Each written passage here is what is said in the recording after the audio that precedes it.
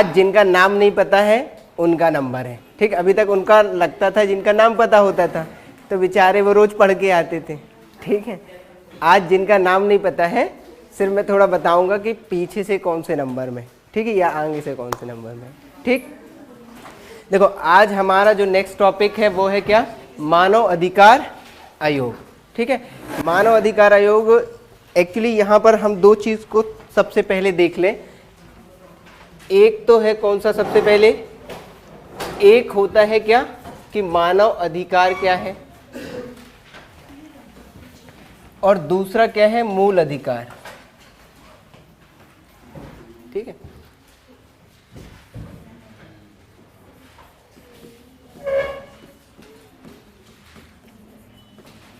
यहां क्या है, मानव अधिकार। ठीक है, और अभी तक हम पढ़ते आए हैं क्या,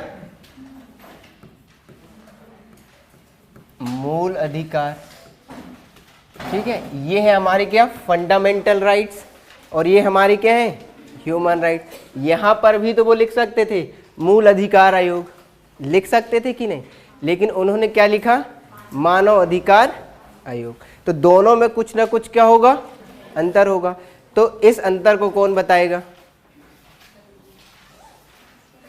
और ठीक बताओ।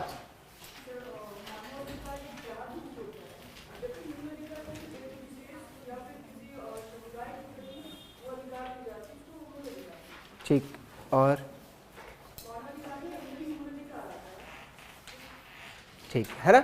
यहां पर देखो सबसे पहली बात है कि जैसा उन्होंने बताया कि मूल अधिकार एक छोटा कॉन्सेप्ट है, ठीक है, कम है। ठीक, और ये क्या है, एक बृहद कॉन्सेप्ट है। दूसरी बात यदि हम ये देखें कि जो ये मूल अधिकार होते हैं, ठीक है, किसी देश के नागरिकों को दिए जाते हैं, किसी देश के क्या होंगे, नागरिकों को दिए जाएंगे, और वहां के संविधान में जो भी संविधान है उस संविधान के द्वारा क्या होंगे, उनको प्रदत्त होंगे। सही है कि नहीं। तो ये क्या होंगे, मूल अधिकार होंगे, किसी देश के नागरिकों के होंगे।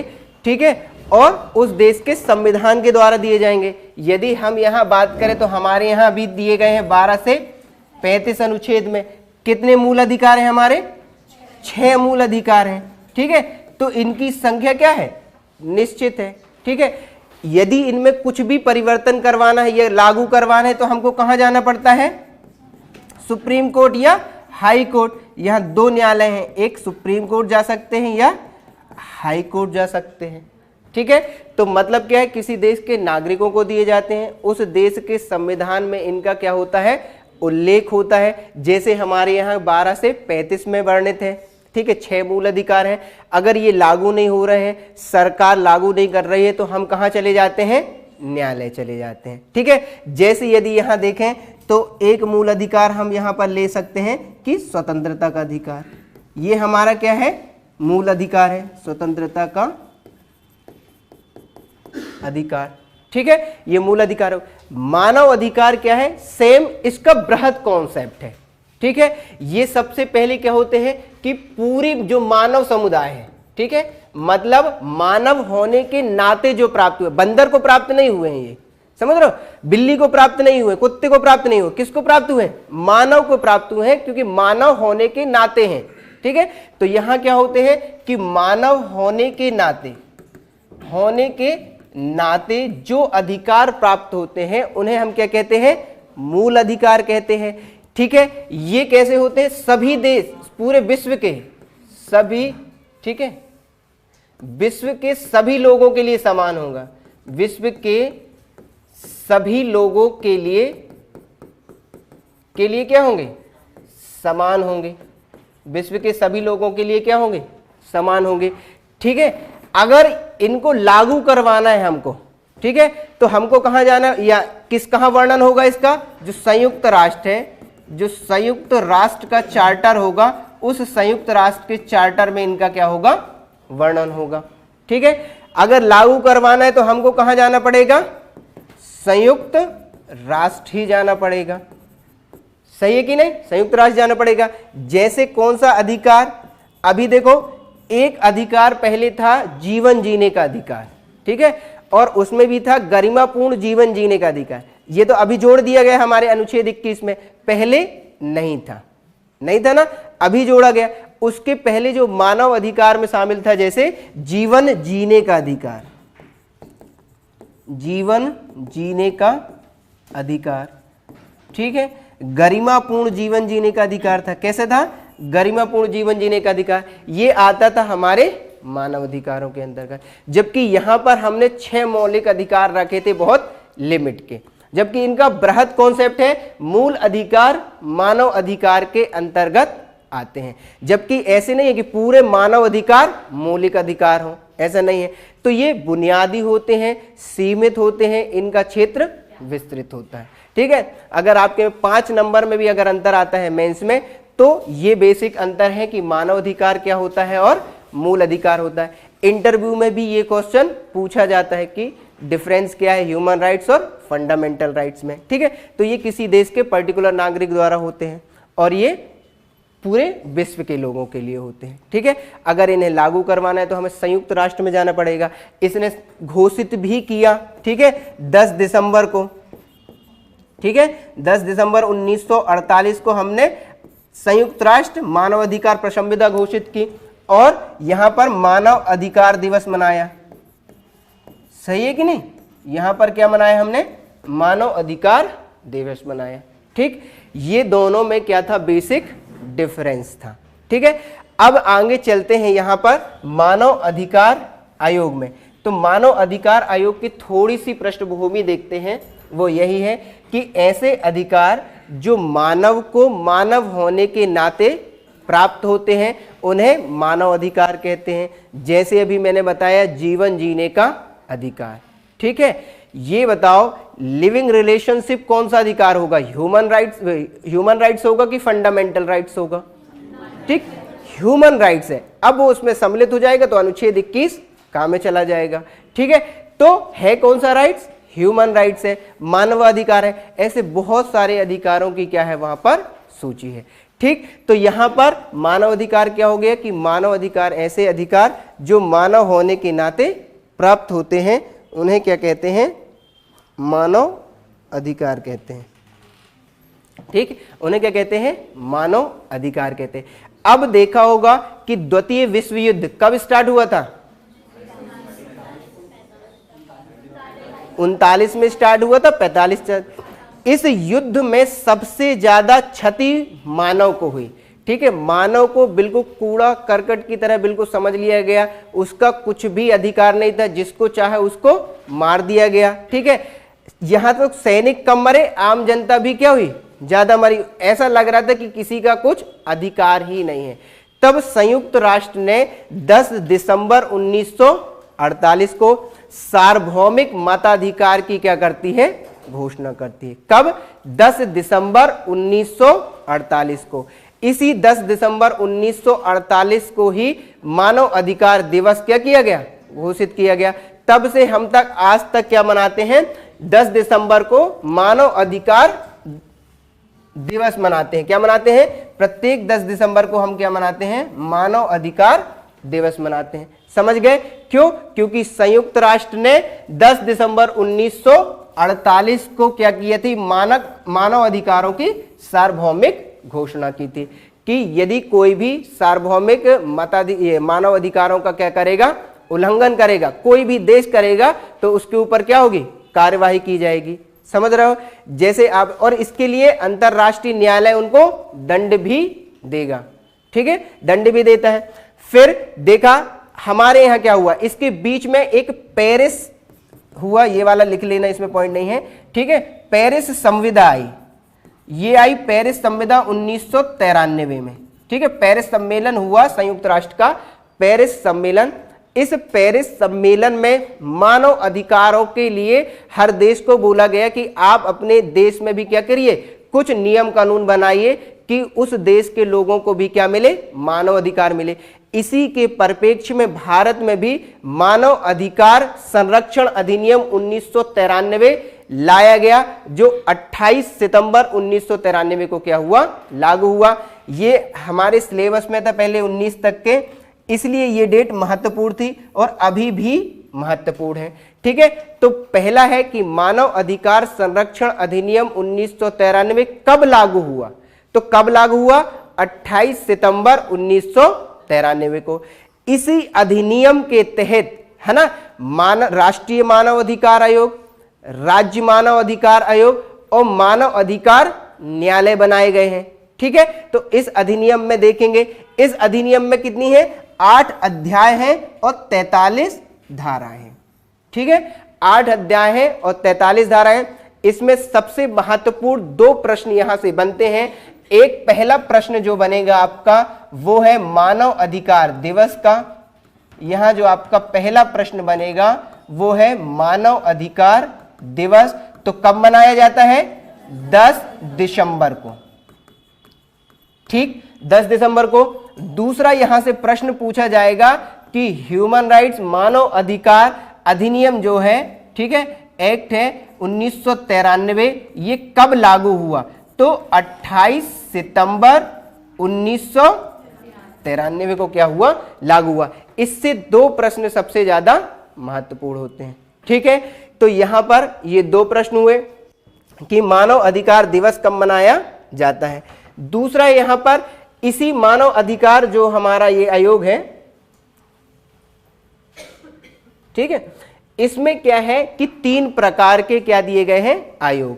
राष्ट्र के लिए, केंद्र के लिए राष्ट्रीय मानव अधिकार आयोग, राज्य के लिए राज्य मानव अधिकार आयोग और जिला स्तर के लिए मानव अधिकार न्यायालय की व्यवस्था की गई है। इसकी जो धाराएं हैं, इन धाराओं में क्या है कि मानव अधिकार आयोग जो है, राष्ट्रीय मानव अधिकार आयोग धारा 3 में वर्णित है।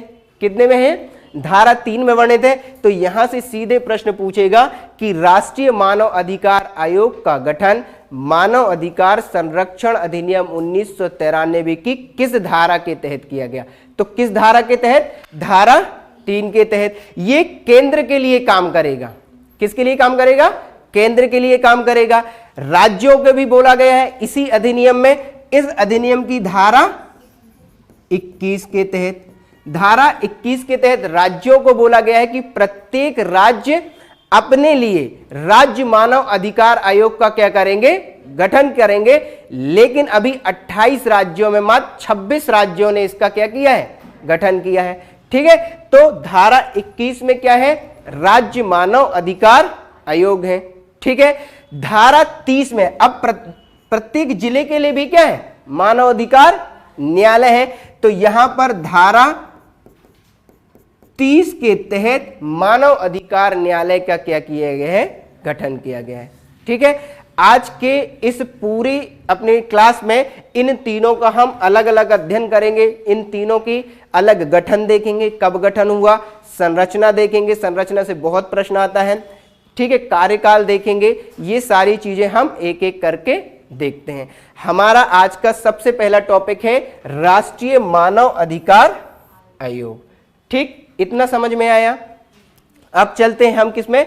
राष्ट्रीय मानव अधिकार आयोग। देखो, जिसको समझ में नहीं आए सीधे क्वेश्चन पूछ सकता है। ठीक है, बस उल जुलूल क्वेश्चन ना हो।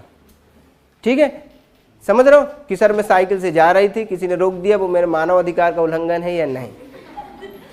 ठीक है, तो जो क्वेश्चन है उस हिसाब के क्वेश्चन मेरे से पूछे। सर हॉस्टल में एंट्री ही नहीं मिली 9 के बाद। ठीक है, तो ये सारे जो क्वेश्चन है ये वाले नहीं पूछना। ठीक, अब देखते हैं हमारा राष्ट्रीय मानव अधिकार आयोग। यहां से बहुत सारे क्वेश्चन है। सबसे पहला है कि मानव अधिकार संरक्षण अधिनियम हमारा आया था 1993, कब लागू हुआ? 28 सितंबर 1993 लागू हुआ। उसकी धारा 3 के तहत 12 अक्टूबर 1993 को, बहुत महत्वपूर्ण डेट है, स्थापना कब हो गई इसकी? 12 अक्टूबर 1993 को। ठीक है, अब किसी अधिनियम के द्वारा बना है, इसलिए कैसा निकाय होगा? सांविधिक निकाय होगा, अर्थात गैर संवैधानिक होगा। ठीक है, क्योंकि इसका उल्लेख कहीं पर भी संविधान में हमको नहीं मिलेगा, इसलिए कैसा है निकाय? सांविधिक निकाय होगा, गैर संवैधानिक निकाय होगा ये। इतना तो पता है। गैर संवैधानिक निकाय होगा, स्थापना कब होगी भैया इसकी? 12 अक्टूबर 1993 को। बहुत महत्वपूर्ण है। दूसरा, मानव अधिकार संरक्षण। हाँ, ये प्रश्न बहुत बार आया है कि मानव अधिकार की परिभाषा कहां वर्णित है, ठीक है, इसलिए मैंने इसको एक्स्ट्रा ऐड किया है कि मानव अधिकार संरक्षण अधिनियम 1993 की धारा 2(1) का है ना, घा मतलब 2(1)D, ठीक है, इंग्लिश वाले लिख लेंगे 2(1)D या 2(1) घा में मानव अधिकार की परिभाषा दी हुई है, ठीक है। ये प्रश्न बहुत बार पूछा गया है और पूछ भी सकता है कि मानव अधिकार संरक्षण अधिनियम 1993 की किस धारा में मानव अधिकार की परिभाषा दी है। तो मानव अधिकार की परिभाषा किस में दी है? 2(1)D में, ठीक है। और मानव अधिकार कौन से अधिकार? वे अधिकार जो मानव को मानव होने के नाते प्राप्त हुए हैं, संयुक्त राष्ट्र संघ में पारित हो चुके हैं, केंद्र सरकार द्वारा भी उनको पारित किया जा चुका है। तो ऐसे अधिकारों को मानव अधिकार के अंतर्गत सम्मिलित किया जाएगा, ठीक है। सीधे से प्रश्न आएगा मानव अधिकार की परिभाषा कहां वर्णित है? ऑप्शन रहेगा भाग 4 अनुच्छेद 12 से 35, तो वहां नहीं होगा, ठीक है ना। उसकी परिभाषा दी है कहां? 2(1)D में, ठीक है। नेक्स्ट है मानव अधिकारों का प्रहरी कहा जाता है इस आयोग को। ये सीधा सा सिंपल क्वेश्चन है, इसको जो गलत करेगा उसकी मती मारी गई होगी कि मानव अधिकारों का प्रहरी किसको कहते हैं? मानव अधिकार आयोग को। वित्त का प्रहरी किसको कहते हैं? केक को। समझ गए ना। तो ये डायरेक्ट जिसके लिए काम करते हैं उसके प्रहरी हो जाते हैं, समझ गए ना। तो यहां से सीधे क्वेश्चन आता है इसका मुख्यालय कहां है? दिल्ली में। तो यहां से 3 क्वेश्चन सीधे सीधे बनेंगे। एक तो बनेगी यहां से स्थापना 12 अक्टूबर 1993 को, ठीक है। दूसरा बनेगा इसकी प्रकृति कैसी है? सांविधिक प्रकृति का ये है, ठीक है, बहुत सांविधिक प्रकृति है इसकी, गैर संवैधानिक है। तीसरा यहां से क्वेश्चन जो पूछेगा मानव अधिकार की परिभाषा, क्या पूछेगा? मानव अधिकार की परिभाषा कहां दी है? 2(1)D में, 2(1) घा या 2(1)D में परिभाषा दी है, बहुत महत्वपूर्ण है, इसमें पीटी लिख लेना। दूसरा है कि इसका मुख्यालय कहां है? तो दिल्ली में इसका मुख्यालय है, ठीक है। इसका मुख्यालय कहां? दिल्ली में। इसके जो प्रथम अध्यक्ष थे वो थे रंगनाथ मिश्र। इसके जो प्रथम अध्यक्ष थे वो कौन थे? रंगनाथ मिश्र थे, ठीक है, यहां है। तो देखते हैं रंगनाथ मिश्र थे। अब देखते हैं इसकी क्या है संरचना, और इस संरचना से बहुत ज्यादा प्रश्न आएंगे, ठीक है। पहले अध्यक्ष लिख लिए उसमें रंगनाथ मिश्र। अब दूसरा चलते हैं हम इसकी संरचना में। संरचना से बहुत ज्यादा प्रश्न आते हैं, यहां मैं बताऊंगा कौन कौन से प्रश्न आते हैं। सबसे पहले देखो आयोग कैसा होगा? बहुसदस्यीय होगा। बहुसदस्यीय के साथ साथ इसमें क्या है? एक अध्यक्ष होगा, 5 पूर्णकालिक सदस्य और 7 कैसे रहते हैं? पदेन सदस्य। कुल सदस्य पूछेगा तो कुल सदस्य कितने होते हैं यहां पर? 13। अध्यक्ष सहित कितने होते हैं? 13, ठीक है। अध्यक्ष सहित कितने व्यक्ति होंगे? 13 व्यक्ति होते हैं। आयोग में एक सेक्रेटरी जनरल होता है जिसको हम बोलते हैं मुख्य कार्यकारी अधिकारी, CEO, ठीक है। क्या बोलते हैं? मुख्य कार्यकारी अधिकारी बोलते हैं। मानव अधिकार आयोग में 2 महिलाएं होना आवश्यक है, ये शर्त है, 2 महिलाएं होना आवश्यक है। ये 2 महिलाएं कौन होंगी? एक तो पहले से ही हम जो राष्ट्रीय मानवाधिकार आयोग होगा, राष्ट्रीय महिला आयोग, ठीक है, राष्ट्रीय महिला आयोग होगा, इसकी जो अध्यक्ष होगी वो पदेन सदस्य होगी। जो भी अध्यक्ष बनेंगी वो क्या होगी? पदेन सदस्य। दूसरी जो महिला होगी वो मानव अधिकारों का ज्ञान रखने वाली होगी, मानव अधिकार का ज्ञान रखने वाली महिला होगी। तो 2 महिला होती हैं।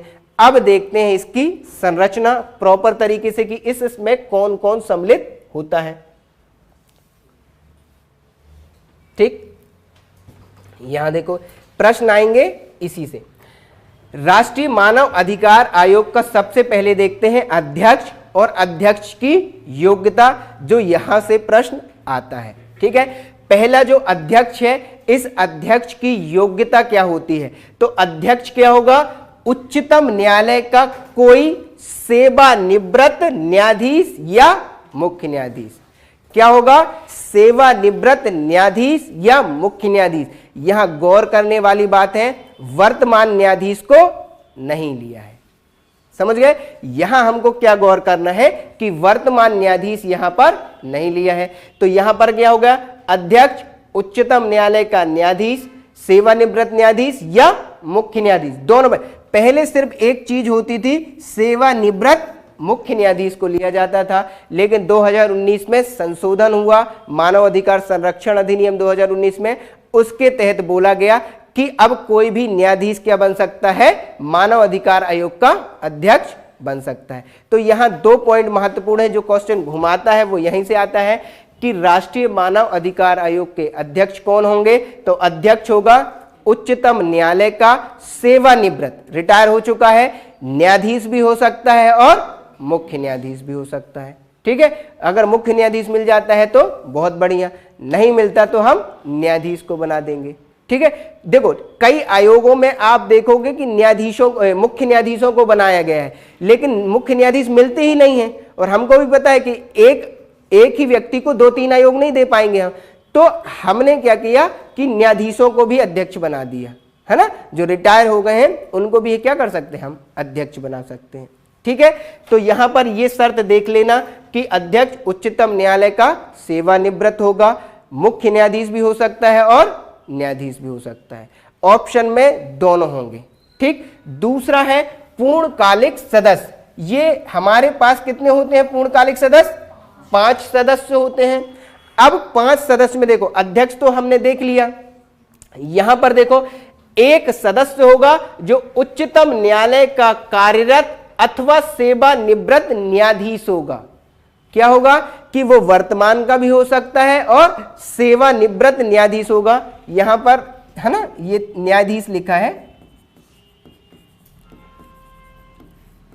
इस वाले पॉइंट में मुख्य न्यायाधीश नहीं है।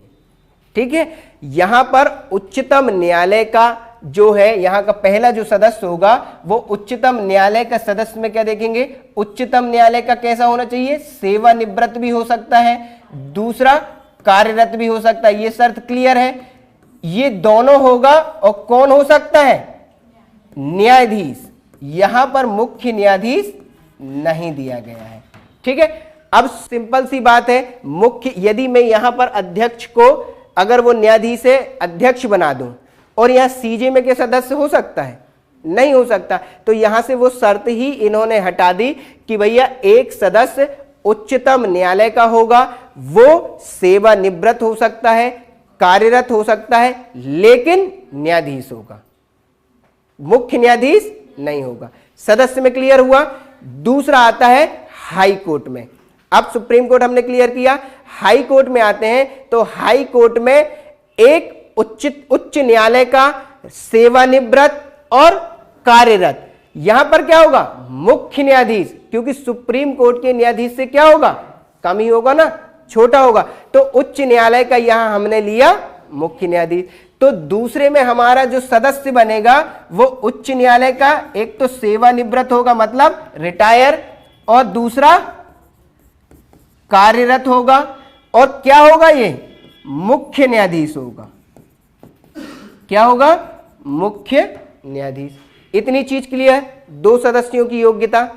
ठीक, तीसरी योग्यता है 3 सदस्य होंगे जो मानव अधिकारों का क्या रखते हो?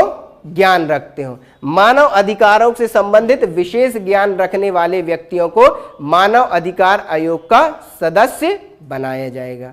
ठीक है, अब होते हैं पदेन सदस्य। पदेन सदस्य हमारे पास होते हैं कितने? 7। ये पदेन सदस्य वही हैं जो अभी अपन आयोग पढ़ेंगे, इसी आयोगों के अध्यक्ष। जैसे अभी हमने देखा राष्ट्रीय महिला आयोग का अध्यक्ष इसका पदेन सदस्य है, ऐसे ही पूरे आयोग हैं। अब यहां पर देखने वाली बात है कि यहां कौन सा आयोग नहीं होगा। तो पहला आयोग है राष्ट्रीय अल्पसंख्यक आयोग का अध्यक्ष, इसका पदेन सदस्य होगा एक। दूसरा, जबकि ये हमारे सिलेबस में नहीं है फिर भी देखेंगे, राष्ट्रीय महिला आयोग का अध्यक्ष, ये भी होगा। दूसरा, राष्ट्रीय अनुसूचित जाति आयोग का अध्यक्ष, राष्ट्रीय अनुसूचित जनजाति आयोग का अध्यक्ष और अन्य पिछड़ा वर्ग आयोग का अध्यक्ष। ये तीन तो भाई चलेंगे साथ में, तो तीन ये महिला को लेके चलेंगे, 4 अल्पसंख्यक भी आ गया 5। अब बचे ये 2, तो बच्चे भी महिला जाएंगे तो बच्चा भी चलेगा। तो राष्ट्रीय बाल संरक्षण आयोग का जो अध्यक्ष होगा वो भी इसका पदेन सदस्य होता है। और सबसे ज्यादा घुमावदार क्वेश्चन यहां से आएगा कि दिव्यांग व्यक्तियों के लिए मुख्य जो आयुक्त हैं, मुख्य आयुक्त, वो इसके पदेन सदस्य होते हैं। ठीक है, बाकी में देखो 7 आयोग है हमारे, तो 6 आयोग और 1 आयुक्त होगा। पहला क्या है, राष्ट्रीय अल्पसंख्यक आयोग का अध्यक्ष, राष्ट्रीय महिला आयोग का अध्यक्ष, ये 2 को साइड में कर दो। ठीक, तीसरा है SC ST OBC के अध्यक्ष, 5 हो गए। छठवा है राष्ट्रीय बाल संरक्षण आयोग का अध्यक्ष, है ना, महिला और बच्चा, ये, और 3 वो 5, अल्पसंख्यक 6। अब 7वां हमारे पास बचता है तो दिव्यांग व्यक्तियों के लिए जो आयुक्त नियुक्त किए गए हैं वो। क्वेश्चन आएगा दिव्यांग व्यक्तियों का आयुक्त। ठीक है ना, समझ गए? तो ये सम्मिलित व्यक्ति होते हैं।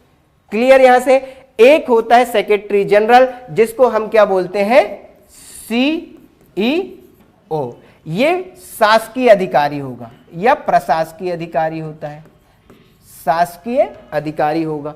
इस वाले अधिनियम में कहीं भी शासकीय और अशासकीय शब्द यूज नहीं किया गया। हाँ, ये केंद्र का ही होगा और अधिकतर IAS रैंक का व्यक्ति ही रहता है। ठीक है, उसी को हम क्या बना देते हैं, सेक्रेटरी जनरल। अपन ने देखा था, क्योंकि इनके काम करने के लिए कोई ना कोई तो होना चाहिए प्रशासन में, प्रशासन व्यक्ति, तो सेक्रेटरी जनरल वहां बना दिए। उसको हम क्या बोलते हैं, मुख्य कार्यकारी अधिकारी या CEO। ठीक है, इस संरचना से हमेशा प्रश्न आते हैं, बिल्कुल भी कंफ्यूज नहीं होना, एक बार दिमाग में सेट कर लेना, उसके बाद यहां से कभी भी आपके प्रश्न गलत नहीं होंगे। ठीक, एक बार और देखें, अध्यक्ष कौन होगा,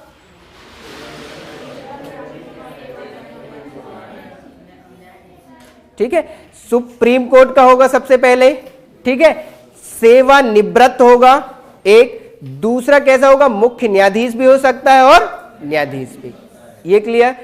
दूसरा, अब आते हैं पूर्णकालिक सदस्य में। पूर्णकालिक सदस्य में 2 व्यक्ति कैसे रहेंगे, न्यायिक पृष्ठभूमि के, और 3 व्यक्ति दूसरी पृष्ठभूमि के रहेंगे, मानव अधिकार का ज्ञान रखने वाले। तो एक जो सदस्य रहेगा वो सुप्रीम कोर्ट का होगा, लेकिन कार्यरत होगा और सेवानिवृत्त होगा न्यायाधीश, मुख्य न्यायाधीश नहीं। क्लियर? दूसरा जो होगा वो कार्यरत होगा और सेवानिवृत्त होगा उच्च न्यायालय का मुख्य न्यायाधीश। ठीक है, तीसरा होगा 3 व्यक्ति जो मानव अधिकार का विशेष ज्ञान रखते हो। समझ गए? पदेन सदस्य 5। अब आते हैं, सॉरी, पदेन सदस्य कितने, 7 पदेन सदस्य आते हैं। इसमें होते हैं 6 आयोग और 1 आयुक्त का। तो 6 आयोग के अध्यक्ष कौन कौन से होंगे, सबसे पहले राष्ट्रीय अल्पसंख्यक आयोग, ठीक, और 2 महिला और बच्चे, तो 3 हो गए। 3 भाई, SC ST OBC, ठीक, तो कितने हो गए, 6। 7 बचा दिव्यांग व्यक्तियों के आयोग, तो ये हो गए 7। क्वेश्चन पूछेगा दिव्यांग व्यक्तियों से। क्लियर? एक होता है secretary general, secretary general CEO कहलाता है वहां का। ठीक, अब एक प्रश्न यहां से थोड़ा घुमा के पूछेगा कि राष्ट्रीय मानव अधिकार आयोग में न्यायिक प्रवृत्ति के या न्यायिक पृष्ठभूमि के कुल कितने सदस्य होते हैं? कितने होंगे? 3 होंगे। एक अध्यक्ष भी न्यायिक पृष्ठभूमि का होगा और ये 2 सदस्य भी न्यायिक पृष्ठभूमि के होंगे। अगर वो थोड़ा घुमा के पूछेगा तो ये प्रश्न पूछ सकता है। क्लियर? कम से कम कितनी महिलाएं होनी चाहिए? 2 महिलाएं, एक इसकी पदेन सदस्य, है ना, और एक मानव अधिकार आयोग का ज्ञान रखने वाली होगी। ठीक है, तो यहां से 2 प्रश्न कहीं भी साइड में लिख लो, ठीक है, कि इस आयोग में 3 सदस्य न्यायिक पृष्ठभूमि के होते हैं, ठीक है, इस आयोग में 3 सदस्य न्यायिक पृष्ठभूमि के होते हैं,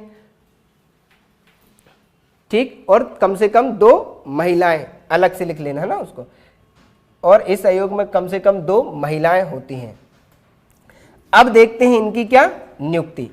नियुक्ति यहां पर राष्ट्रपति द्वारा की जाती है, ठीक है, सीधे से प्रश्न आएगा, राष्ट्रीय मानव अधिकार आयोग के अध्यक्ष एवं सदस्यों की नियुक्ति किसके द्वारा की जाती है, तो राष्ट्रपति द्वारा की जाती है, ठीक है। यहां पर राष्ट्रपति क्या करेगा, नियुक्ति करेगा, लेकिन किसकी, प्रधानमंत्री की अध्यक्षता वाली चयन समिति की सिफारिश पर, ठीक है, चयन समिति की सिफारिश पर। पिछली बार ऐसा क्वेश्चन आया था।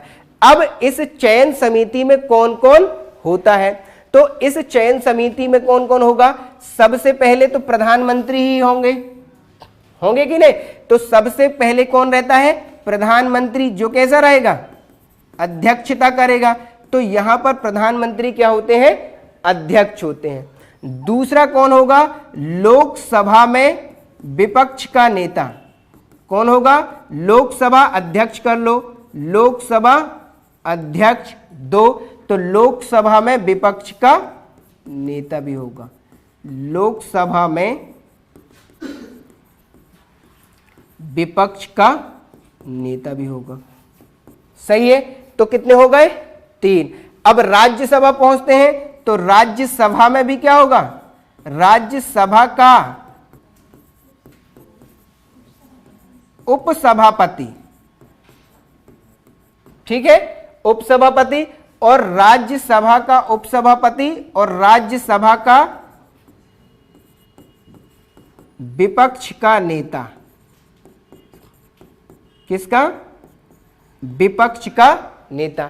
एक व्यक्ति और छूट गया, गृह मंत्री, ठीक है, ऑप्शन में रहेगा कानून मंत्री, तो वो नहीं है। यहां जो 7वां 6वां व्यक्ति होगा, कौन सा व्यक्ति, 6वां व्यक्ति होगा, वो होता है केंद्रीय गृह मंत्री। कौन सा, केंद्रीय गृह मंत्री, केंद्रीय गृह मंत्री होता है, ठीक है। तो इतने व्यक्ति रहते हैं किसमें, हमारे प्रधानमंत्री की चयन समिति की सिफारिश में, ठीक है, इतने लोग। अब बताओ, इसमें बहुमत भी लेंगे अगर वो, तो किसका मेंबर बनेगा, रूलर पार्टी, जो रूलिंग पार्टी होगी उसी का क्या बनेगा, अध्यक्ष बनेंगे, उसी के क्या होंगे, सदस्य होंगे, क्योंकि उन्हीं का क्या होगा, नाम चयन होके जाएगा, क्योंकि इसमें बहुमत उन्हीं का है, समझ गए।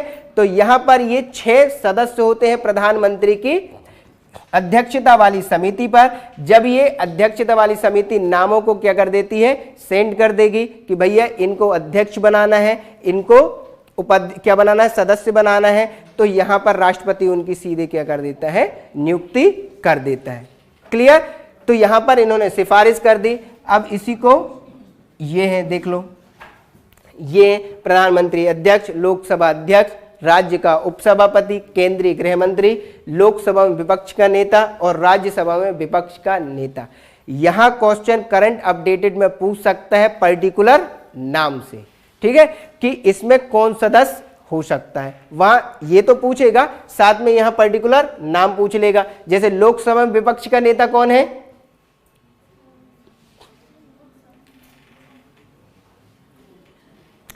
अधीर रंजन चौधरी कहां के हैं, ठीक है, कल ये चेक करके आना है, ठीक है, विपक्ष के नेता और लोकसभा के नेता, ठीक है ना, ये नेक्स्ट। और मल्लिकार्जुन खड़गे कहां के हैं, वो तो मेरे को पता है, मैं अध्यक्ष पूछ रहा हूं, और वो ठीक है। ये अब देखते हैं यहां पर कार्यकाल से क्वेश्चन पूछता है। कार्यकाल, आयोग के अध्यक्ष एवं सदस्यों का कार्यकाल कितना होता है, 3 वर्ष या 70 वर्ष। जो भी पहले होगा वो पहले हो जाएगा, ठीक है, 3 वर्ष या 70 वर्ष इनका कार्यकाल रहता है। पहला आयोग हमको मिला जिनका इतना कार्यकाल होता है। अभी तक हमने जितने भी आयोग पढ़े, किसी भी आयोग का कार्यकाल 3 वर्ष से 70 वर्ष तक नहीं था, ठीक है, 3 वर्ष से 70 वर्ष तक नहीं था, तो इनका कार्यकाल है 3 वर्ष से 70 वर्ष, सेम इसका भी है और राज्य मानव अधिकार आयोग का भी है। एक बार लास्ट में अभी कंपेयर कर लेंगे तो सारी चीजें तुम्हारी क्लियर हो जाएंगी। ठीक है, तो 3 वर्ष से कितना होता है, 70 वर्ष तक होता है। फिर नेक्स्ट है सेवा शर्तें। अब यहां से प्रश्न महत्वपूर्ण है। देखो मैंने जब पहली ही क्लास ली थी, उस पहली क्लास में जब संवैधानिक आयोग बताया था, उसमें मैंने बताया था कि सेवा शर्तों का निर्धारण राष्ट्रपति करेगा। लेकिन जब मैंने सांविधिक पढ़ाया था, उस सांविधिक में बताया था कि सेवा शर्तों का निर्धारण राष्ट्रपति भी करता है किसी आयोग में केंद्र सरकार भी करेगी, बताया था ना। तो यहां पर जो ये आयोग है उसकी सेवा शर्तों का निर्धारण कौन करेगा, केंद्र सरकार करता है। ये महत्वपूर्ण क्वेश्चन है। नियुक्ति कौन कर रहा है, राष्ट्रपति, ठीक है, और सेवा शर्तों का निर्धारण केंद्र सरकार कर रही है। केंद्र सरकार को मौका मिला 2019 में 5 साल से हटाकर कार्यकाल 3 वर्ष कर दिया, समझ गए ना। तो कौन कर रहा है निर्धारण, केंद्र सरकार, ठीक है। तो सेवा शर्तों का निर्धारण केंद्र सरकार करती है। मानव अधिकार आयोग का जो अध्यक्ष होगा, सदस्य होगा, सेवा निवृत्ति के बाद, मतलब वहां से हटने के बाद राज्य सरकार केंद्र सरकार के किसी भी पद पर काम नहीं करेगा, लेकिन पुनर्नियुक्ति का पात्र है। यहां पर देखना, अभी जो पुरानी बुकें होंगी, जो पढ़ रहे होंगे पुरानी बुकों से, उसमें लिखा होगा पुनर्नियुक्ति का पात्र नहीं है, ठीक है। तो 2019 में उनको कर दिया गया है पुनर्नियुक्ति के पात्र होते हैं। तो यहां से ये स्टेटमेंट वाले जो क्वेश्चन आते हैं उनके लिए महत्वपूर्ण है कि सबसे पहले तो निम्नलिखित में सेवा शर्तों का निर्धारण कौन करेगा, केंद्र सरकार करती है। सेवा शर्तों में क्या क्या आता है, कई बार बताया हूं मैंने, पेंशन, ठीक है, इनके क्या भत्ते, ठीक है, और जितनी भी इनके क्या होते हैं वेतन होते हैं, इन सबसे संबंधित ये कहलाती हैं सेवा शर्तें, ठीक है। उनका निर्धारण केंद्र सरकार द्वारा किया जाएगा। सेवा निवृत्ति के बाद केंद्र सरकार राज्य सरकार के किसी भी पद पर काम नहीं कर सकते हैं, ऑलरेडी नहीं करेंगे, 70 साल के तो हो गए, ठीक है। फिर आयोग के अध्यक्ष एवं सदस्य पुनः नियुक्ति के पात्र होते हैं। कई बुकों में लिखा है नहीं होते, तो आपको यहां लिखना है होते हैं, ठीक है। नेक्स्ट है, इनकी नियुक्ति के पश्चात कोई भी अलाभकारी परिवर्तन नहीं किया जाएगा। ये जनरली सेवा शर्तों के नियम होते हैं, ठीक है, सेवा शर्तों के यहां पर नियम है। अब ठीक, त्याग पत्र एवं पद से हटाया जाना में यहां देखें कि त्याग पत्र किसको देंगे, तो बहुत महत्वपूर्ण है। आयोग के अध्यक्ष एवं सदस्य, जब भी गुस्सा आ जाएगा उनको, अरे मनमानी कर रहे हैं, तो आयोग के अध्यक्ष एवं सदस्य तुरंत राष्ट्रपति भवन पहुंचेंगे, लो, ठीक। तो राष्ट्रपति को अपना त्याग पत्र देते हैं, केंद्र सरकार को अपना त्याग पत्र नहीं देंगे। किसको देते हैं, राष्ट्रपति को। बोला नियुक्ति तुमने की है, तुम पकड़ो, ठीक है, सही है ना। जो उधार देता है उसी को तो पैसा देते हो तुम लोग, चुकाते हो जब, है ना, किसी और को नहीं दे देते हो, ठीक है। तो यहां पर क्या है कि आयोग के अध्यक्ष एवं सदस्य अपना त्यागपत्र राष्ट्रपति को देते हैं। अब राष्ट्रपति ही इनको पद से हटाता भी है।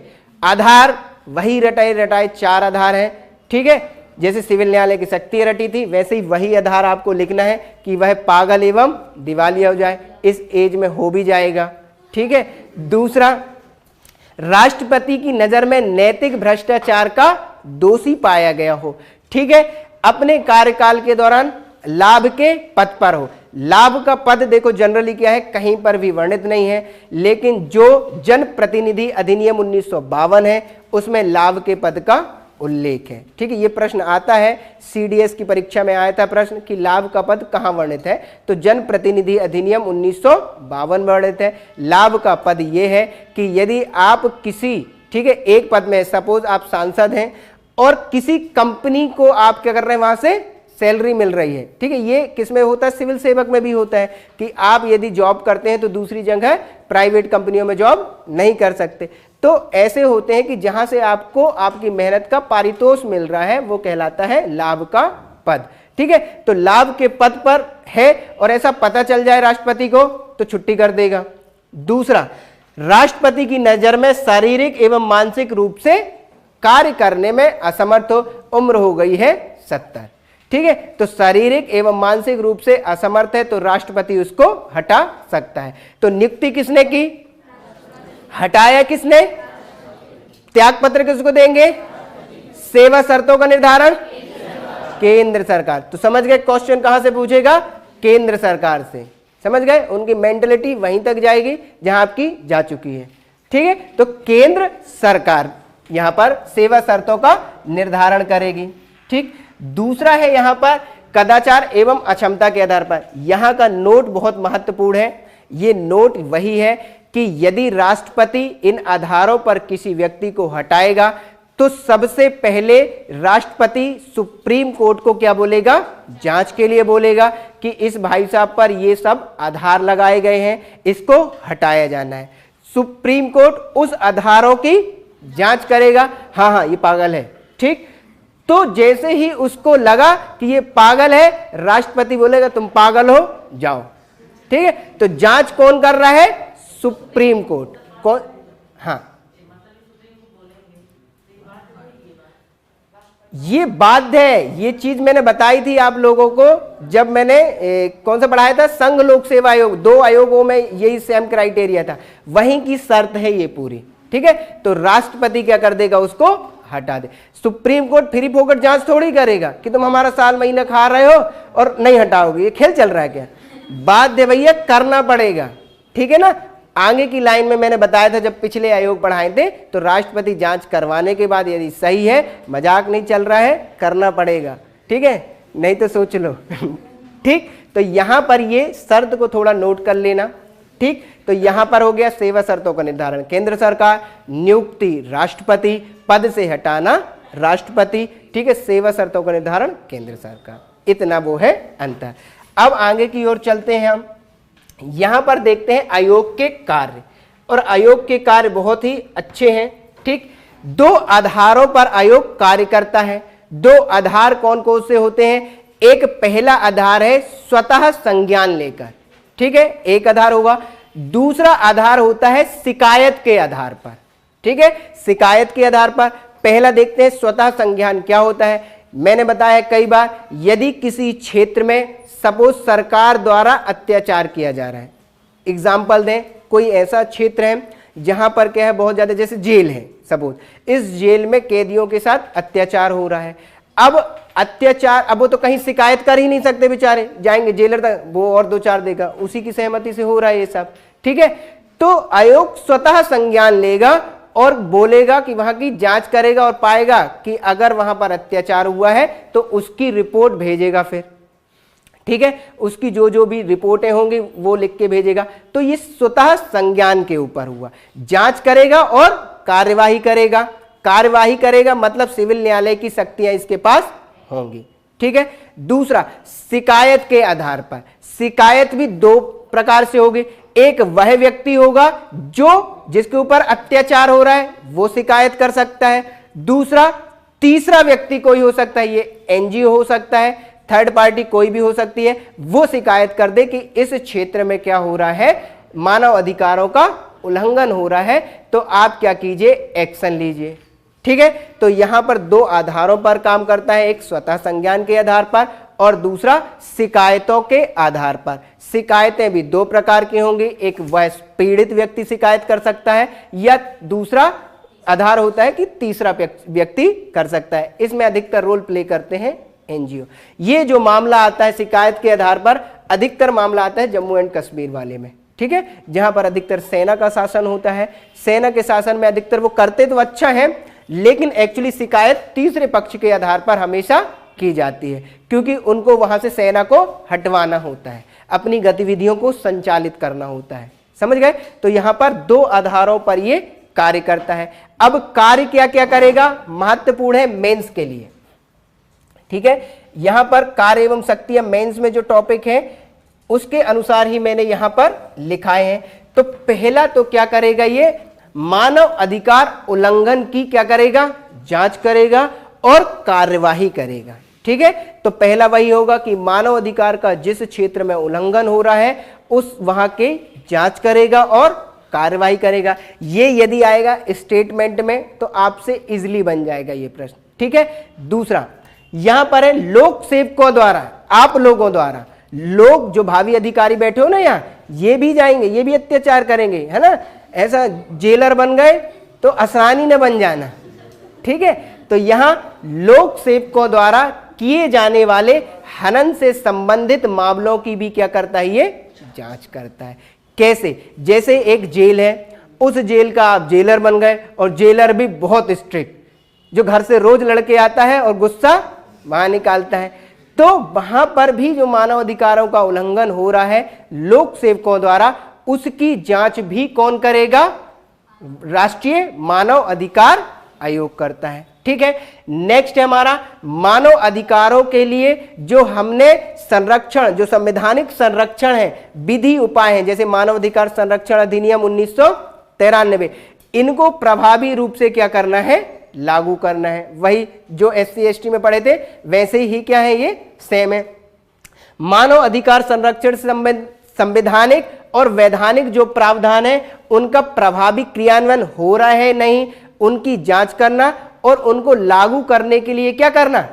अपना योगदान देना, ठीक। नेक्स्ट है मानव अधिकार के क्षेत्र में शोध करना कि मानव अधिकारों को हम और कैसे बढ़ा सकते हैं। जैसे पहले मानव अधिकारों में गरिमापूर्ण जीवन जीने का अधिकार सम्मिलित नहीं था, लेकिन मानव अधिकार आयोग ने सिफारिश की कि यह भी सम्मिलित किया जाना चाहिए, ठीक है।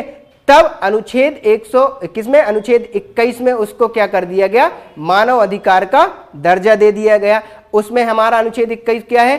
प्राण एवं दैहिक स्वतंत्रता। उस प्राण एवं दैहिक स्वतंत्रता में बार बार सुप्रीम कोर्ट क्या करता है? कुछ ना कुछ नई चीजें ऐड कर देता है। जैसे घूमने फिरने की स्वतंत्रता तो ऑलरेडी हमारे संविधान में थी, ठीक है, कि कहीं भी जा सकते हैं, लेकिन यहां पर गरिमापूर्ण जीवन जीने का अधिकार किस में दिया गया? अनुच्छेद 21 में दिया गया है, ठीक है। तो ये भी सिफारिश की। प्लस मानव अधिकार के क्षेत्र में जो कार्यरत NGOs हैं, नॉन गवर्नमेंट ऑर्गेनाइजेशन है, गैर सरकारी संगठन है, इनको क्या करना? प्रोत्साहन करना, काम करो, ठीक है। लेकिन इसका हमेशा क्या होता है? मिसयूज होता है। बहुत कम ऐसे NGO हैं जो क्या करते हैं कि सही काम करते हैं मानव अधिकारों की संरक्षण हेतु। अधिकतर जो NGOs हैं वो एंटी गवर्नमेंट ही होते हैं। उनको यही लगता है कि सरकार इन लोगों के ऊपर अत्याचार कर रही है, ठीक है। तो ऐसे कई NGOs हैं जिनको ये क्या करता है? प्रोत्साहन देता है, ठीक है। तो ये क्या है? हमारे कार्य हैं, ठीक। इसके अलावा जेल, जो अभी जिसकी बात कर रहा था कि जेल में बंदी गृहों, ठीक है, जेल एवं बंदी गृहों का निरीक्षण करना, सुधार हेतु उपाय सुझाना, यहां से इनको मिलता है पैसा, ठीक है। तो यहां जेल एवं बंदी गृहों का क्या करते हैं? निरीक्षण। आपने देखा होगा खुली जेल का कॉन्सेप्ट आया, ये मानव अधिकार आयोग की ही देन है। उसने बोला कि जो बहुत अच्छे व्यक्ति हैं जिन्होंने धोखे से अपराध कर दिया है, अपराधी प्रवृत्ति के नहीं थे और बहुत अच्छे से अपना जीवन व्यतीत कर रहे हैं, आप उनको इस कैदी खाना में क्यों रखे हो? आप ओपन जेल का कॉन्सेप्ट लाओ, जो भागेंगे ही नहीं कभी, उनको हमने क्या कर दिया? ओपन जेल में ला दिया। मध्य प्रदेश की पहली ओपन जेल कौन थी? अशोकनगर मुंगावली, ठीक है, ये पहली जेल थी। तो ये किस कॉन्सेप्ट में थी? इसी में, ठीक है। जो बिल्कुल बर्बर हैं उनके लिए आप क्या रखो? बिल्कुल कड़ी जेल रखो, ठीक है। क्या होशंगत? देखो तीन अपने, हाँ अपने यहां तीन है। पहली थी अशोकनगर मुंगावली वाली, ठीक है, ये है। दूसरा है आतंकवाद सहित सही कारणों की समीक्षा करना। जो आतंकवाद हो रहा है, क्यों हो रहा है, इसकी जांच भी क्या करता है? ये करता है, उसके कारण को ढूंढता है, ठीक है, जिससे मानव अधिकारों का उल्लंघन होता है, और उपाय सुझाना कि कैसे व्यक्तियों को आतंकवादी बनने से रोका जा सके। इसके लिए वो NGO जो अभी पढ़े थे उसको क्या करता है? ये प्रमोट करता है, प्रोत्साहन देता है कि इन व्यक्तियों को रोको, इनको सही कार्यों में अपन लगाते हैं, ठीक है। फिर है मानव अधिकार से संबंधित अंतरराष्ट्रीय संधि। जैसे अभी मैंने दो चीज बताई, एक संयुक्त राष्ट्र प्रसंविधा, संयुक्त राष्ट्र की जो प्रसंविधा हुई थी, ठीक है, प्रसंविधा 10 दिसंबर 1948 इसको क्या करवाना, लागू करना। ठीक है, तो अंतरराष्ट्रीय स्तर पर जो संधियां हैं, जो प्रशंबिदा हैं, ठीक है, दस्तावेज हैं, उनका अध्ययन करना और उनकी बातों को क्या करवाना, लागू करने की सिफारिश करवाना। ठीक, ये भी इसका कार्य आता है। अब ऐसे कुछ मामले होते हैं जो न्यायालय के समक्ष होते हैं और वो मानव अधिकार से संबंधित हैं, लेकिन न्यायालय उसमें उस समय कार्यवाही नहीं करता होता है। तो मानव अधिकार आयोग न्यायालय की पूर्व अनुमति से, याद रखना बहुत अच्छा पॉइंट है ये, न्यायालय की पूर्व अनुमति से उस मामले में हस्तक्षेप कर सकता है। जबकि देखो, एक न्यायालय का कानून होता है कि जब उसके यहाँ कोई कार्यवाही चल रही होती है तो उसमें कहीं भी कोई भी व्यक्ति या कोई भी संस्था हस्तक्षेप नहीं करती। आपने देखा होगा कई राजनेताओं को, कई प्रशासनिक अधिकारियों को अगर उनसे पूछा जाता है कि सर इस मामले से संबंधित आपके क्या विचार हैं, तो वो एक जवाब देते हैं कि अभी यह मामला न्यायालय में लंबित है, जो सुप्रीम कोर्ट या न्यायालय का निर्णय होगा उसको हम मान्य करेंगे। मतलब इनके पास, राजनेताओं और प्रशासनिक अधिकारियों के पास ये अधिकार नहीं होता है कि वो न्यायालय की पूर्व अनुमति से हस्तक्षेप कर सके, लेकिन मानव अधिकार न्यायालय के पास ये अधिकार होता है कि वो मानव अधिकार से संबंधित मामले में न्यायालय की पूर्व अनुमति से उस मामले में हस्तक्षेप कर सकते हैं। इतनी चीज क्लियर हुई। तो ये है इसके कार्य। ठीक है, यहां है इसके कार्य। अब है आयोग की शक्तियां। ठीक है, पूरा मेंस के हिसाब से मैंने फॉर्मेट जमाया है। ठीक है, आयोग की शक्तियां हैं, आप लोग तैयार भी करना तो यही सारी चीजें करना। प्री के हिसाब से 4 लाइन मत पढ़ लेना। ठीक है, क्योंकि इसमें अधिनियम की लाइनें भी लिखी हैं जो सेम टू सेम वहां से टिप ली गई हैं। ठीक, यहां है आयोग की शक्तियां। आयोग के पास सिविल न्यायालय की शक्तियां होती हैं। सिविल न्यायालय की 4 शक्तियां हैं। एक बार में कौन बताएगा, हाथ उठाओ। 4 शक्तियां होती हैं। प्रशांत, ठीक, एक, ठीक है, चलो, ठीक, 3, जांच करना। ठीक है, मतलब किसी भी व्यक्ति को, जो अपराधी व्यक्ति है वो फरार हो गया है, तो उस व्यक्ति को उपस्थित करने के लिए, बुलाने के लिए समन जारी करना। समन एक प्रकार का, अगर हम प्रशासकीय में बोले तो आदेश है, न्यायालयिक भाषा में बोले तो समन बोलते हैं। तो समन जारी करना। दूसरा जो इसका महत्वपूर्ण कार्य होता है वो होता है कि साक्षी का, जो साक्षी कौन, वो शिकायत कर रहा था, है ना, भैया इसने मारा है, जो थर्ड व्यक्ति वही रहता है ना कि भैया इसने मारा है। ठीक है, तो वो साक्षी है, तो उससे बोलना भैया लिखो। ठीक है, तो सब साक्षी के शपथ पत्र पर साक्ष्य लेना। ठीक है, स्कूल में देखा होगा आपने, 2 व्यक्ति लड़ते, तीसरा जरूर बोलेगा जो इसको खिलाता पिलाता है, हाँ मारा है। ठीक है, तो शपथ पत्र पर साक्षी के साक्ष्य लेना। तीसरा पॉइंट क्या है कि किसी भी कार्यालय से अभिलेख मंगा लेना। सपोज आर्मी हेडक्वार्टर है, उससे बोला क्या कार्यवाही की, तो उससे क्या मंगा लेगा, अभिलेख मंगा लेगा। साक्षी और अभिलेख पत्रों की जांच करना। ये 4 शक्तियां किसकी हैं, सिविल न्यायालय की शक्तियां होती हैं। क्लियर, तो किसके पास होती हैं, आयोग के पास होती है। ये चीज रट गई होंगी और आधार भी रट गए होंगे। ठीक है, नेक्स्ट है शक्तियों के बाद, तो यहां 15 नंबर का आपका सीधा सीधा प्रश्न आ जाएगा।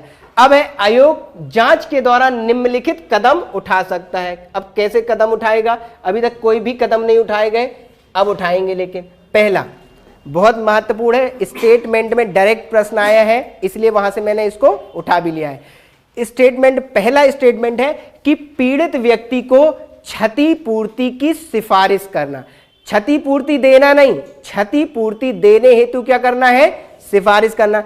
ये कोई फंडिंग एजेंसी तो है नहीं कि लो भैया तुमको मारे कूटे हैं, घर जला दिए, पैसा ले लो, नहीं। सिफारिश करेगा सरकार को, बोलेगा 5 लाख दे दो, सरकार बोले नहीं 2 लाख का जला है, तो सरकार बाध्य भी नहीं रहती कि इसकी सिफारिश से माने। लेकिन ये क्या करता है, कदम उठाता है। कदम क्या है, पीड़ित व्यक्ति को क्षतिपूर्ति हेतु सरकार को सिफारिश करता है। एक। दूसरा क्या है, बंदी प्रत्यक्षीकरण, बहुत फेमस है, कौन बताएगा? हेवियस कॉर्पस कौन बताएगा?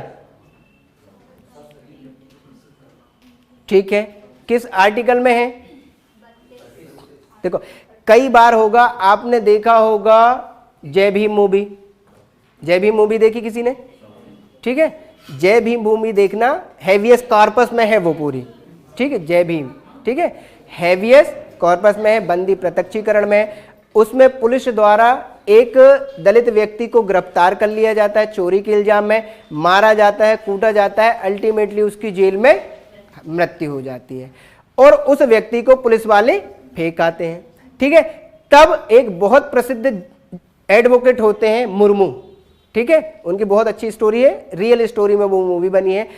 वो पूरा केस लड़ते हैं उनका और केस पूरा होता है बंदी प्रत्यक्षीकरण के ऊपर। जबकि बंदी प्रत्यक्षीकरण में ये होता है एक बार अगर ये एक्सेप्ट हो गई तो सरकार गवर्नमेंट सुनती है, नहीं तो नहीं सुनती थी उस समय।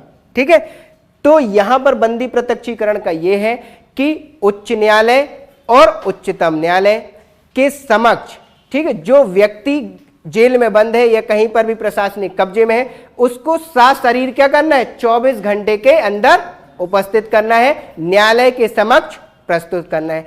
इसी को बोलते हैं हेवियस कॉर्पस रिट या बंदी प्रत्यक्षीकरण रिट। बहुत अच्छी रिट है ये, ठीक है, और इसको सुप्रीम कोर्ट और उच्च न्यायालय लागू करने के लिए हम जा सकते हैं। ठीक है, दूसरा है यहां पर केंद्र सरकार को 3 महीने के अंदर, यहां बहुत महत्वपूर्ण है, कितना टाइम दिया है, 3 महीने के अंदर आयोग की द्वारा की गई सिफारिशों पर कार्यवाही करना होता है।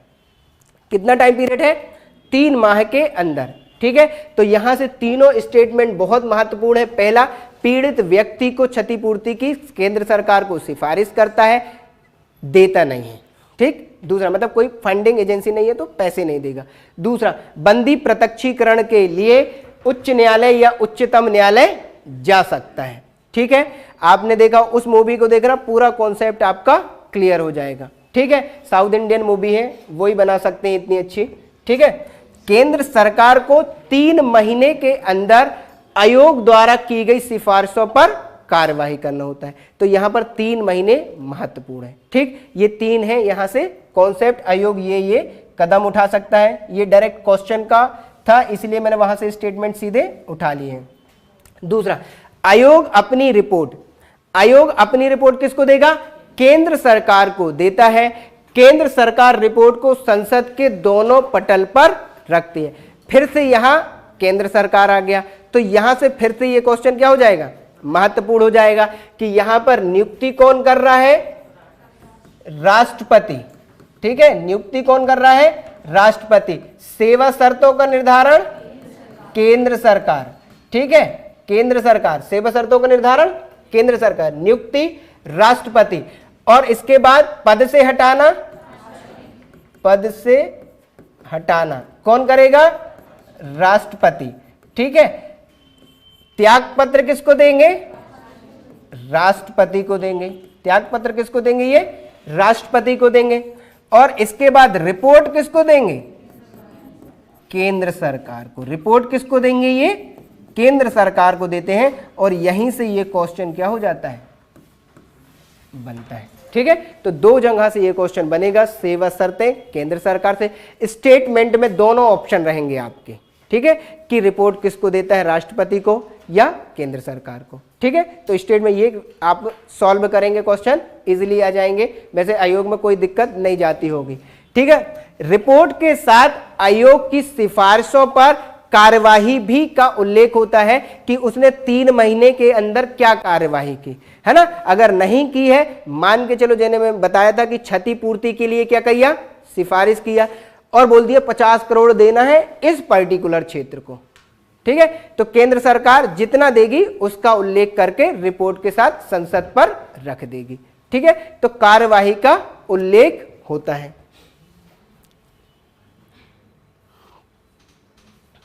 अब है सीमाएं। हर चीज की एक सीमाएं होती हैं, लिमिटेशन होती है। इंसान की भी सीमाएं होती हैं, टीचर की भी सीमाएं होती हैं, स्टूडेंट की भी सीमाएं होती हैं, एक सीमाएं भी होती है।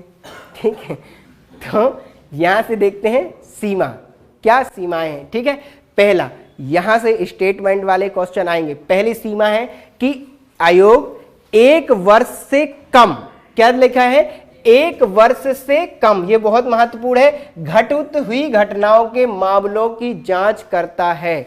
मान के चलो 2 साल पहले जैसे सपोज कोरोना आ गया, इस समय खूब अत्याचार हुआ और आज की डेट में बोले हाँ हुआ था, मैं जा रहा हूं कोर्ट, ठीक है, मानवाधिकार न्यायालय, भग, ठीक, कुछ नहीं है।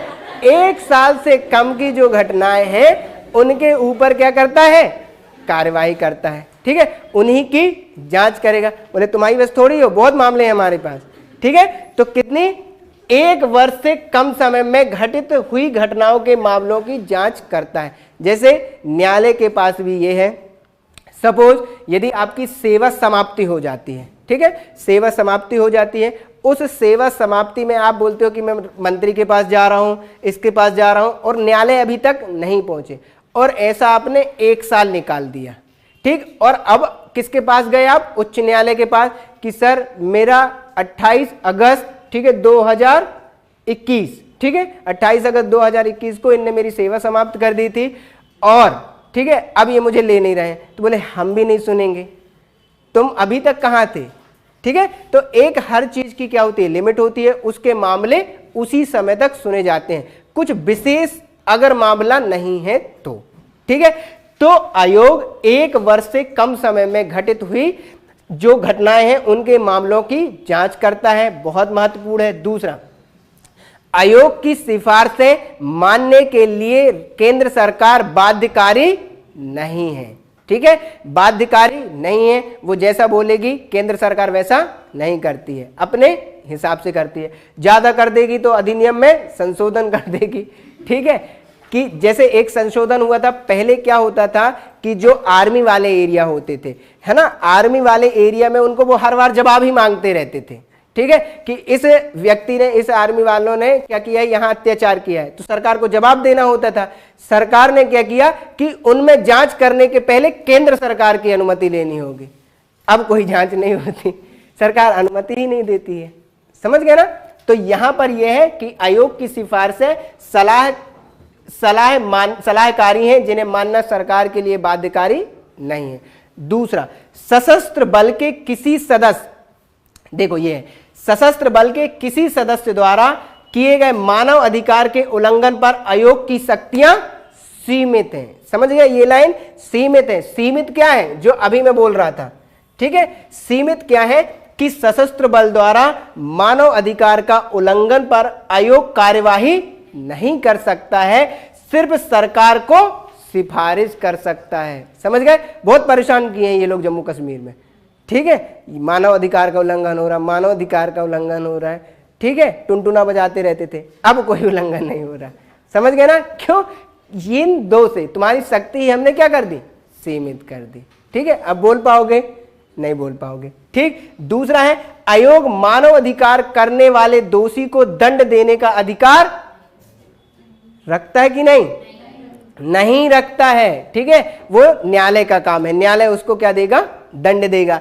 आयोग पीड़ित व्यक्ति की सहायता जैसे आर्थिक सहायता नहीं कर सकता। ठीक है, नहीं कर सकता। उसके बाद फाइनेंशियल पावर ही नहीं है, फंडिंग ही नहीं है, सैलरी से थोड़ा देगा।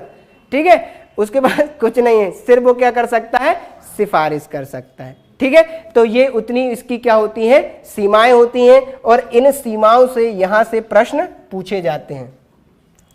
ठीक है, इन सीमाओं में कोई दिक्कत है। ठीक है, इन सीमाओं का क्वेश्चन जो आएंगे आपके स्टेटमेंट में आएंगे, और बहुत ही अच्छा क्वेश्चन होगा। ठीक, कार्यवाही 1 वर्ष के अंदर करेगा। ठीक है, सशस्त्र बलों के लिए इसकी शक्तियां कैसी है, सीमित है, करने के लिए केंद्र सरकार को सिफारिश करेगा। दूसरा, आयोग आर्थिक सहायता नहीं करता है। ठीक है ना, ये वाले यहां पर प्रश्न बनेंगे। नेक्स्ट चलते हैं, यहां पर राष्ट्रीय मानव अधिकार आयोग स्वरूप कैसा होगा, सामूहिक गठन, मानव अधिकार संरक्षण अधिनियम 1993 की धारा 3 के तहत 12 अक्टूबर 1993 को किया गया। ये डेट वैसे याद रखना जैसे साथी का जन्म दिवस। ठीक, तो हैप्पी बर्थडे। ठीक है, तो यहाँ पर 12 अक्टूबर 1993 को, ठीक है ना, डेट लिख दी। देखो कई लोग क्या करते हैं कि जैसे कोई जिससे खूब बात होती है उसका नाम लिखते हैं ह्यूमन राइट्स एक्ट 12 अक्टूबर 1993, ठीक है, बार बार वो डेट क्या हो जाती है, याद हो जाती है, ठीक है, 12 अक्टूबर 1993 को। जिसे कम होती है ब्लॉक कर देते हैं ठीक है। यहाँ पर प्रधान कार्यालय है नई दिल्ली में, प्रधान कार्यालय कहाँ है, यहाँ नई दिल्ली में। संरचना मैंने बताई, कुल कितने सदस्य होंगे, 13 सदस्य, एक अध्यक्ष, 5 पूर्णकालिक सदस्य और 7 क्या रहते हैं, पदेन सदस्य रहते हैं। यहां से 2 प्रश्न मैंने पूछा था, एक पूछा था कि कुल न्यायिक प्रवृत्ति के कितने होंगे, 3, तो न्यायिक पृष्ठभूमि के 3 सदस्य रहते हैं। और महिलाएं कितनी होंगी, तो 2 महिलाएं होंगी, इनके बिना कोई काम नहीं होगा, ठीक है, तो 2 महिलाएं होती, एक राष्ट्रीय महिला आयोग की पदेन अध्यक्ष होगी और एक मानव अधिकार का ज्ञान रखने वाली, ठीक है, ये है। फिर अध्यक्ष एवं सदस्यों का कार्यकाल 3 वर्ष या 70 वर्ष होता है, 3 वर्ष या 70 वर्ष होता है। सेवा शर्तों का जो निर्धारण होता है कौन करता है, केंद्र सरकार करती है, ठीक है। रिपोर्ट किसको देंगे, केंद्र सरकार को देंगे। अध्यक्ष न्यायमूर्ति रंगनाथ मिश्र थे, वर्तमान में अरुण कुमार मिश्रा है, वर्तमान में कौन है, अरुण कुमार मिश्रा है। पद से हटाना कौन, राष्ट्रपति, पद से कौन हटाता है, राष्ट्रपति हटाता है, ठीक। यहां पर अब देखते हैं इसके वर्तमान अभी कौन कौन थे। इससे बहुत अच्छा है ये वाला प्रश्न कि राष्ट्रीय मानव अधिकार आयोग के अध्यक्ष रंगनाथ मिश्र पहले, दूसरे MN वेंकटचलैया, ठीक, तीसरा JS वर्मा महत्वपूर्ण है, ये कहां से हैं, सतना से हैं, ठीक है, कहां से हैं, सतना से हैं। JS वर्मा ये सुप्रीम कोर्ट के मुख्य न्यायाधीश भी रहे हैं, MP से रिलेटेड है JS वर्मा। वर्मा रिपोर्ट है, ये पढ़ेंगे आगे, ठीक है। A आनंद, ठीक है, दूसरा है शिवराज पाटिल, S राजेंद्र बाबू, गोविंद प्रसाद माथुर, KG बालकृष्णन, ठीक है, ये यहां पर क्या है, आयोग के अध्यक्ष हैं। फिर है C Joseph, HL Dattu, Arun Kumar Mishra, वर्तमान में जो है वो क्या है, अरुण कुमार मिश्रा इसके क्या है, वर्तमान अध्यक्ष हैं, ठीक है। अब यहां से नेक्स्ट स्टार्ट होता है हमारा राज्य मानव अधिकार आयोग। एक रीड इसको जल्दी से कर लो, ठीक है, फिर स्टार्ट करते हैं राज्य मानव अधिकार आयोग।